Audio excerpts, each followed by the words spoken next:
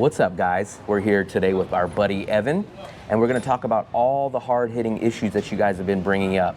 The Golden Elite visa in Vietnam, Airbnb shutting down, and those rental high prices that just keep skyrocketing. If you guys want to find out what's going on boots on the ground right here in Vietnam, stick around.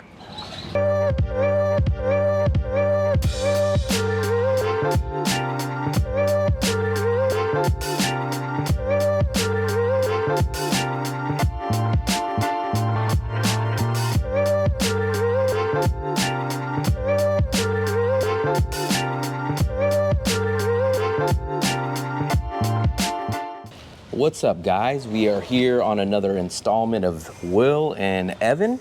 This is our third video I think we've done together. So it's always a pleasure to work with Evan.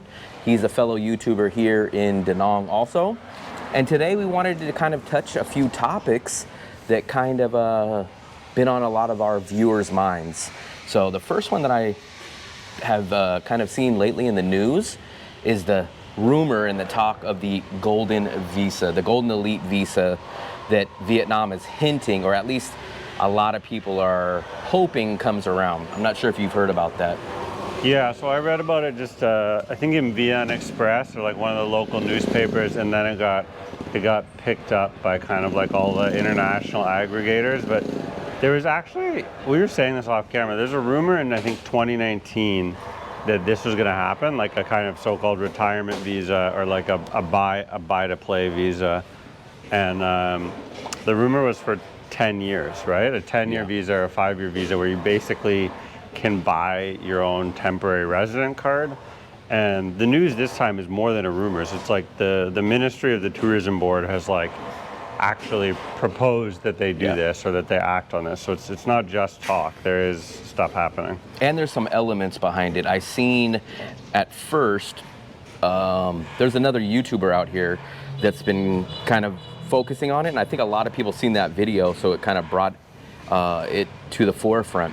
And at first they were saying kind of the general requirements, nothing set in stone, but I think at first it was like you have to make $1,000 a month and this, but then I guess the retractment, or at least the rumors, like all this is rumors, don't act like, hey, I'm going to Vietnam in 2 months, it's gonna pass. Myself personally, I don't know how Evan feels, but I am the type that has learned, do not count on anything in Asia until it's signed, sealed, and delivered. As he mentioned, in 2019, I was here, and I think they had a 1-year visa at the time, but I was only here for a short time. And there was so much talk about this. There's been talk about the DTV, like the digital nomad visa, in the Philippines for over a year, and that still has not come through. So I don't put a lot of hope into it until it's completely done. But I think if this visa does come around, I think it's gonna cause 2 big problems, or at least be potentially 2 big problems. One, they're gonna ask an astronomical amount of money, either for the visa itself or for the monthly income that you need to make. I think it's gonna be higher than what a lot of people think. It's not gonna be $500 a month and you get to stay here. And I think the other issue that everyone keeps talking about is, let's say Vietnam passes even a 1-year visa, 5-year visa, retirement visa, that's gonna cause everything to spike. Rent prices are gonna go up because everyone's gonna flock to here because of the new visa. So you gotta be careful what you kind of wish for. Yeah, I think it's like the thing that I heard, I was watching Ken Yeung's channel, like the lawyer in Ho Chi Minh. He's like a Viet Q lawyer. It's like Yeung with a D, D-U-O-N-G, Global Research. He's always putting out good content and bangers, and he's like, because I think that's the same guy that I'm talking about. He's reliable. He's a legitimate lawyer. It's his business. And what could happen is you could have sort of like 2 streams, right? Like the Thailand thing, and one would be a digital nomad stream, and one would be the sort of retirement or the investment stream. There's, we've talked about this before. I mentioned this in your channel before. There's already an investor visa, but it's like a huge amount of money for most people. So it's not really for, can't use it for retirement. Budget guys. Not backpackers. Not even for the regular person. No, it's not for like someone on Social Security, right? It's not for a pensioner. It's for someone who's coming here with a big chunk of change. they want to open a bar, they want to open a business, they want to invest and like build a property and have a rental property. A lot of the Koreans in my neighborhood, that's definitely what they do, and then it's their like path to live here. I would say though that the retirement stream, I don't think retirees are gonna kick up rental prices. You know, rental prices here already just like fluctuate wildly. They don't really have anything to do with supply and demand. So like people here will raise the rates and they'll just start going up based on kind of like rumors or whatever. Right. Even when there's like 50 or 60% occupancy. So you see like in Ho Chi Minh City a few years ago, rental prices just started skyrocketing. But if I looked at the buildings down the street from me, massive towers, like, you know, we're talking like hundreds of units, 1,000-unit towers, 20 stories tall. At nighttime, poof, there's no lights. They're empty. They're empty towers, right? And so you don't have, like, unlike in America or Canada, I mean, you even mentioned this to me once, it's not necessarily tied to the market or to the supply and demand thing. So, you know, if it's gonna go up because of that, it could already, like, you know, that's so far out of control. But I do think that there's already been so much construction, especially here in Da Nang and in Vung Tau and in Hanoi. But it never finishes. Well, there's a lot of units, man. I mean, like I'm just saying, like in terms of like how many studio 1-bedroom apartments. So those units, locals don't live in them. Yeah. Straight up, right? Those are not for locals. They are built for either tourists, people to coming to winter, or retirees. They're not built for locals. They're not built for even for, you know, people like me who are living here with a family and a Vietnamese family. They're just built essentially for foreigners. Yeah. And there is a absolute ton of those around Da Nang. There's a huge glut of them. So I don't know. I can't see it. Like, how many retirees would actually have to come here? And especially too that, you know, there's a new Airbnb change law too. We can talk about that. Yeah, I've seen that. Yeah, I mean. So I just to double back on that quick point, I will probably agree with Evan on the retirees affecting the market. But my point, even before this came out, was everyone on my channel wants a 1-year tourist visa. That's the part that I know. If the 1-year tourist visa came around, like instead of the 90 days, for like that would jack the price. The digital nomad. Just how we have the 90-day visa now, except for the length would change. It would just be 1 year. That would increase the rental price drastically. And I just know, because there's so many people that the only 2 gripes that they have about Vietnam, lack of English and the visa. 100%. So if the visa ends up becoming a 1-year tourist visa with the same requirements, no money, the rental prices will shoot up. Yeah, and no, this is like total hearsay, just me guessing or talking about what I read in the paper. I think that if it was like a digital nomad DTV type visa, or like what they have in Malaysia and some of the European countries, I think the income requirements, the monthly income requirements, will be a lot higher than what people are sort of guessing. I agree. I think they would probably be like in Mexico, right? The Mexico retirement visa, it's $16.20 USD a month. So I think Social Security is about $1,800. So if you have Social Security, you're good, but you have to have some sort of real income, right? Yeah. Like $1,600 is like a chunk of change.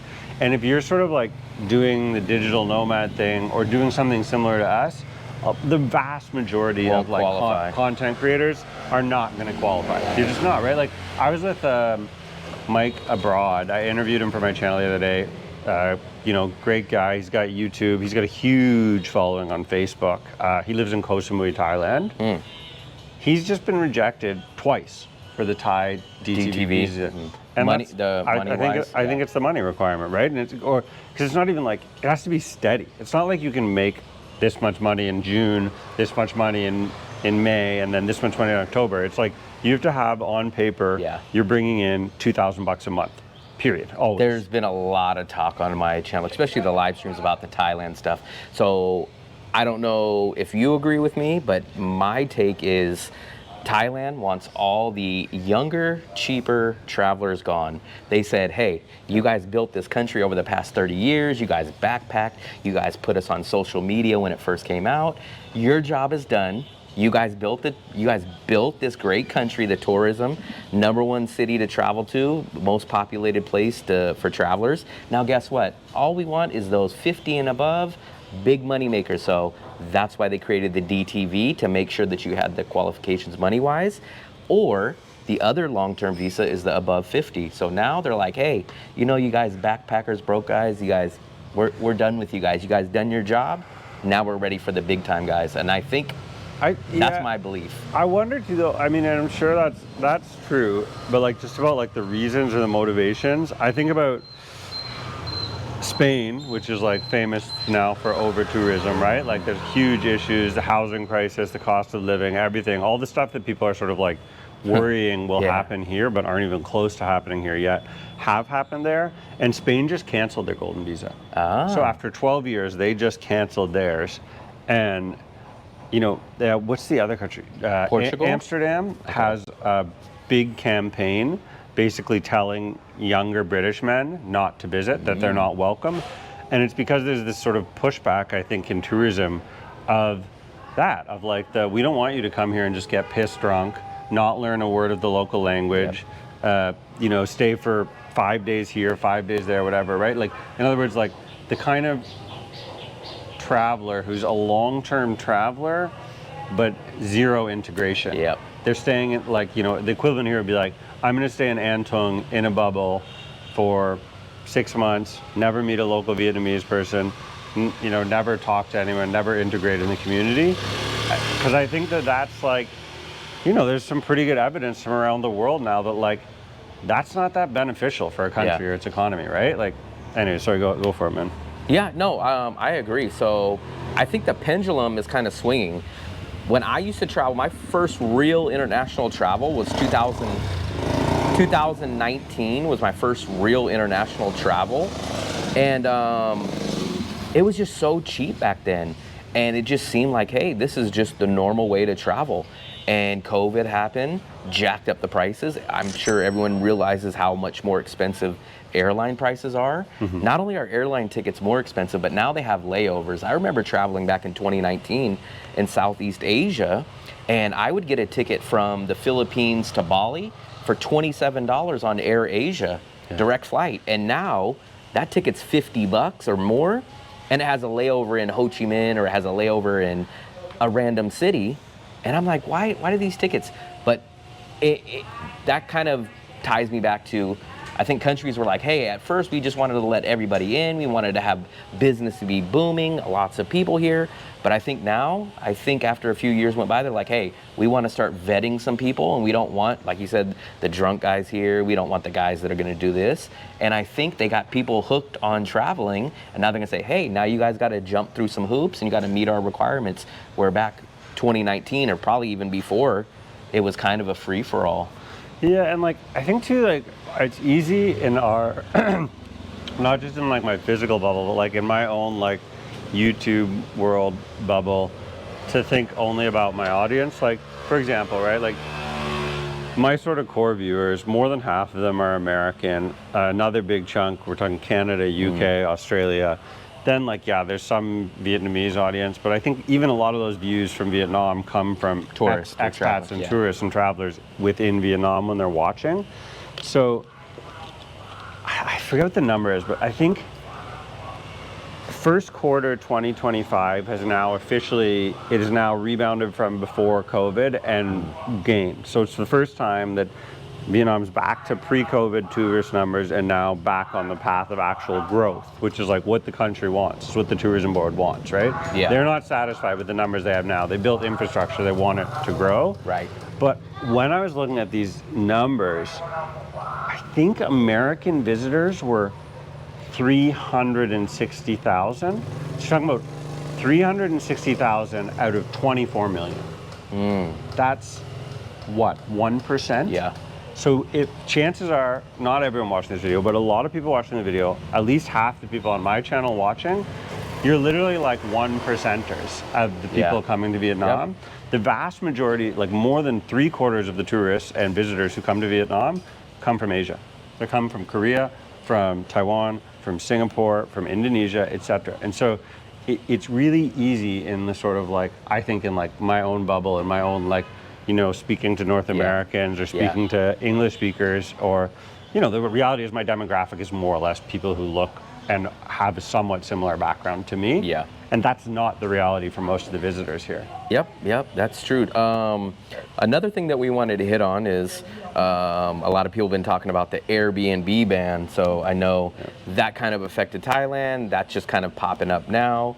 I'm not sure what your take on it is. I know for myself personally, every time I've ever looked at Airbnb out here in Danang, it's just terrible. I mean, the selection is terrible. The prices are terrible. So for out here in Danang, I don't think anyone's really going to be affected, but they're supposedly cracking down on it. Yeah, I know. I think it's happening in Ho Chi Minh City.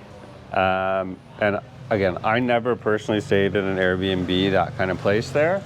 I was always at either first a homestay, then a service apartment, then a proper 1-year lease. But I do think that a lot of like apartments and units in downtown District 1, which is like sort of it's the walkable tourist part of Ho Chi Minh City. I think there's a lot of apartments there that are being used as short-term rental units, and that's part of why the crackdown is happening there, because it's making it really hard for like everywhere else. It's the start of a housing crisis, basically, right? It's driving up the cost of housing for people, and Ho Chi Minh City is not dependent on tourism at all, the way Da Nang is, or somewhere like Coastal is. It's a big booming economy in a big booming country, and they need to be like, young people need to be able to move there to get jobs and to live there, and I think that that's screwing them up.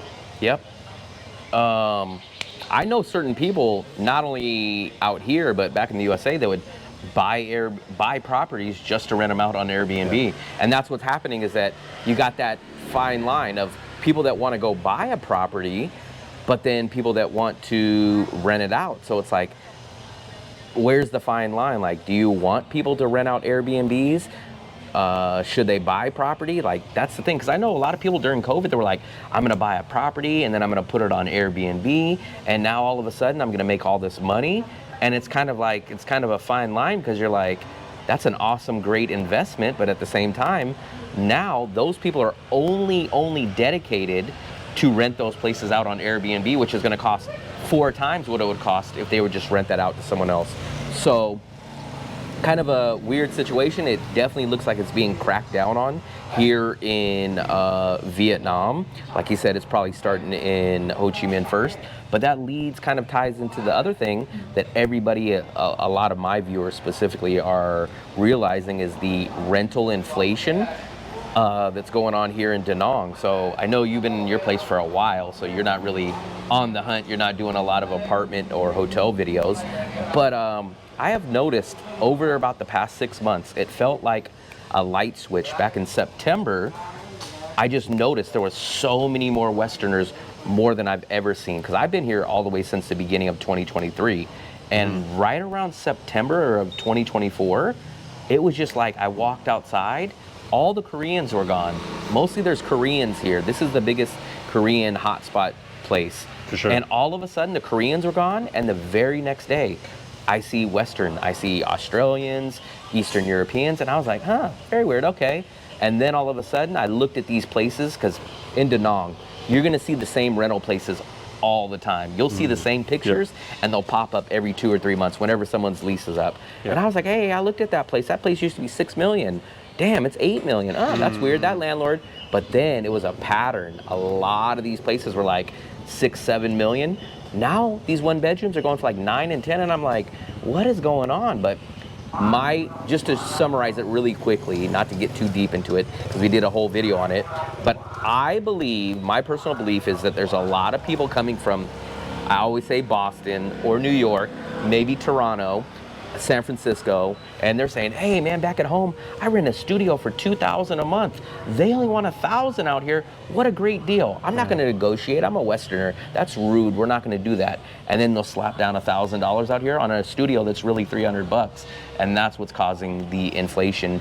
That's my personal theory, because you guys, a lot of my viewers say it's a supply and demand thing, but touch back to your topic. When you go out at night, if you go look at the lights, and half these buildings are not there. So I don't believe it's a supply and demand issue. I believe it's the landlords are only looking for first-time Western tourists that they know won't negotiate because they think it's insulting. and they're like, hey, I don't want to negotiate. Negotiating takes time. I'll just pay $1,000. I paid $2,000 in Canada, so this is a great deal. That's my theory, but Yeah, I also know that like it's funny because we're talking about will the rent prices inflate? Housing prices, like to buy houses in Da Nang, are fucking nuts. Okay, so the prices of properties shot up here like in the hundreds and hundreds, if not thousands of percent, before COVID, and it never really went down. So in COVID, a lot of businesses went on sale for cheap, like where you buy out the lease, Yeah, because people yeah. couldn't pay their lease, Yep. they couldn't pay their rent. But the actual property, no one sold.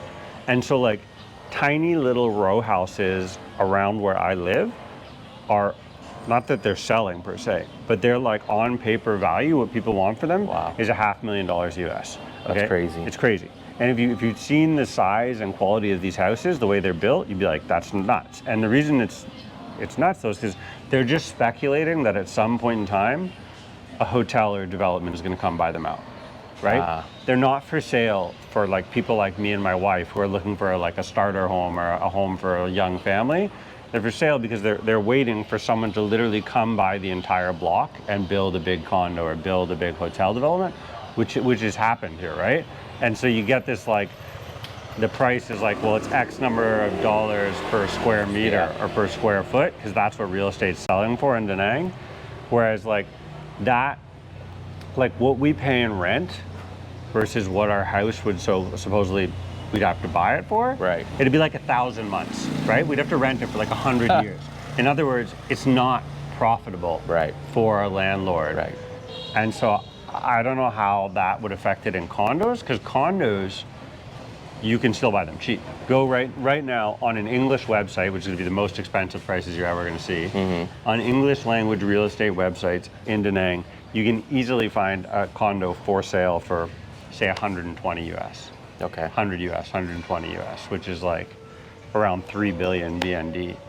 Okay. For the condos. Yeah, to purchase Purchase condos. purchase a condo in a brand new building. So I don't know, right? Like it's like that. If you think about it in terms of how much profit you're going to make if you're dropping 100K on a condo, Yep. you don't need to rent it for that much money. And then the thing about Southeast Asia is once you buy a condo, it's great to buy it at the time, but you got to remember as an American, you don't own the land, you don't own anything. And then the worst part is as soon as you have a new condo open up a couple doors down, guess what happens to your value on your condo that Yeah. you're in now? It goes down instantly. So it's not like the USA where you buy property and you hold That's on true. to it. Your building starts falling apart. All of a sudden, the management fees don't start covering certain things. Your place starts getting cracks or leaks, and then that new place, like we have a place right near our condo that we're staying at. We have a place that's staying right near us, and it's just under construction right now. But I know as soon as that opens, that price is going to go up, and I think it's going to bring down some of the condo prices. Yeah. But it goes back to the question of, I've seen so many properties that have been being built but never finished. So I don't know if that's a common thing out here, but we've seen buildings near us that have been being built for 2 years. It's crazy because perfect segue on that is we walked by a street that we walk by all the time to go to dinner, and there was this nice little cafe that's been there for about 2 years. We go by one night, the place is just rocks. It's completely gone. And I was like, we just came by here a week ago, this place is down. A week and a half later that we stroll by again, it's a 2-story restaurant. It's already up and running, and I'm like, this place was just rocks 2 weeks ago, and now this place already has 50 guests in it. So it's like they can put up a restaurant and a business in 2 weeks, maybe even less. But some of these condos, they've been up for a year and a half, and they're still just a frame. I know a bunch of, this is another thing, when I talk about when I'm like, well, tourism hasn't recovered, I mean it like, in an economic sense, a lot of multiple huge developers went under on projects in Da Nang. So the big famous one is, it's called Cocoa Beach, and the spokesperson was Ronaldo, you know, like the football player guy, famous guy, most famous guy in the world or whatever. But it was I think it's about a $700 million US development, everything like full, all-inclusive, you know, neighborhood, townhouses, towers, enormous development. It's still there. You can drive out there and walk around it.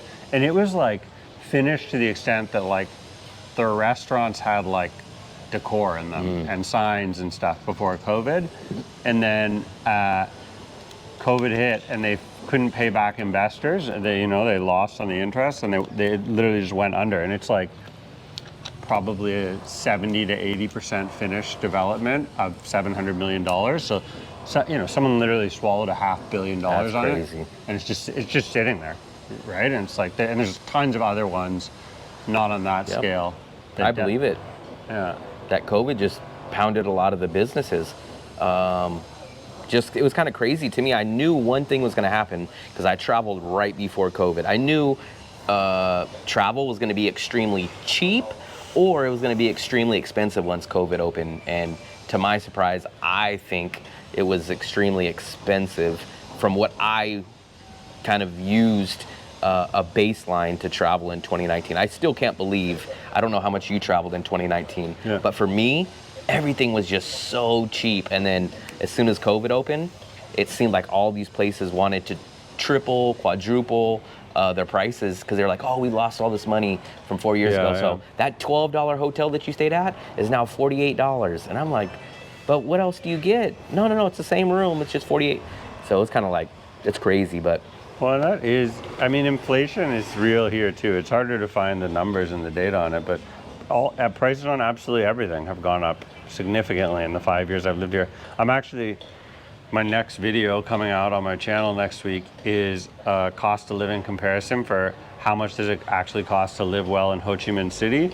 And basically what I compare is when I landed there in 2019 as like a single backpacker solo traveler versus 2025 last June when I had 2 kids, a wife, a condo, lived in the suburbs. And I do like a direct comparison of like this versus that. And no spoilers, you'll have to watch the video on the channel. Yeah. But like, bro, I have a video on my channel. It's like how to live on $500. You can live on $500, but when I give the like honest account, when I first got there, it was about $800 a month. I spent solo Ho Chi Minh City 2019, $800, living pretty nice.